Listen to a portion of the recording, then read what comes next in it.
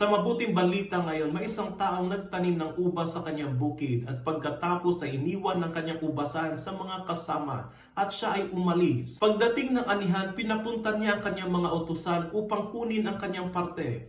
Ngunit ang lahat ng kanyang inutusan ay pinagmalupitan at pinaslang hanggang sa ipinadala niya ang kanyang minamahal na anak. Pero ganun din ang ginawa nila hanggang sa ito ay mapaslang. Tulad ng mga pinagkatiwalaan ng ubasan ng may-ari, madalas din nating tinatanggihan ang mga sugo at ang mga mensahero ng Diyos, maging ang kanyang sariling anak na si Jesus. Tinatalikuran natin ang kanyang mga turo, hindi natin pinapakinggan ang kanyang mga utos, kaya hindi tayo namumunga ng maayos. Sa kabila ng ating pagtanggi at hindi pagsunod, ang pagtitiis ng Diyos sa atin ay nananatili. Binibigyan niya tayo ng pagkakataon na magsisi at bumalik sa Kanya. Ngunit binabalaan tayo na ang pagtanggi sa Diyos at ang patuloy na pagsuway sa Kanya ay may kahatulan. Haharap tayo sa Kanyang hatol. Kaya ngayon, gaano man tayo naliligaw at napapariwara, hindi huli ang lahat para bumalik sa Kanya, humingi ng kapatawaran at mamunga ng masagana at ng kabutihan.